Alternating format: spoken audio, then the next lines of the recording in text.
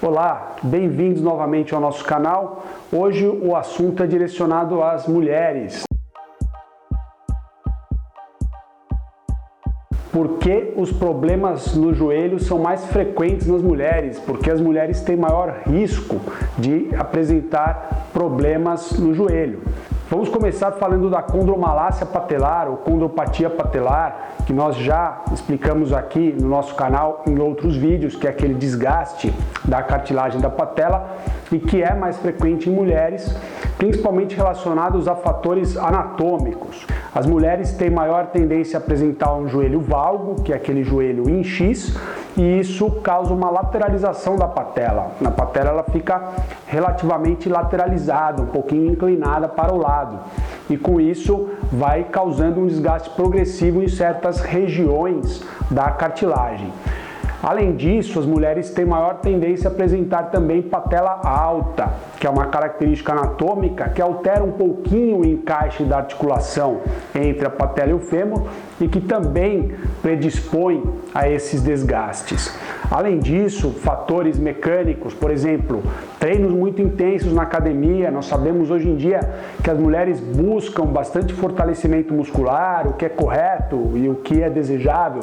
Porém, treinos muito intensos em aparelhos de musculação, como leg press, a cadeira extensora, ou exercícios como agachamento, por exemplo, se forem feitos com carga muito excessiva, podem causar sobrecarga e iniciar um desgaste nessa cartilagem da patela, levando à condromalácia patelar. Problemas relacionados à anatomia das mulheres, relacionados também ao treinamento, podem predispor a esse tipo de problema. Um outro problema também mais frequente nas mulheres, em termos estatísticos, do que nos homens, é a lesão do ligamento cruzado anterior.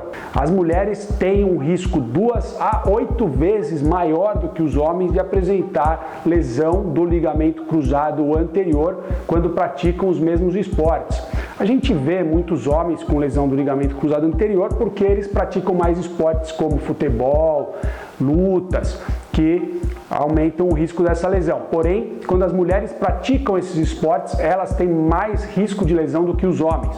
E isso está relacionado principalmente a fatores anatômicos, entre eles o joelho valgo, alterações internas do joelho que diminuem o espaço interno do ligamento cruzado anterior, fatores mecânicos, por exemplo, o que a gente chama de valgo dinâmico, que é o que? A mulher pode não ter um joelho valgo, mas durante o agachamento, durante o salto, o joelho inclina para dentro, fazendo com que cause um movimento semelhante a um joelho valgo, que a gente chama de valgo dinâmico, porque isso ocorre durante o movimento.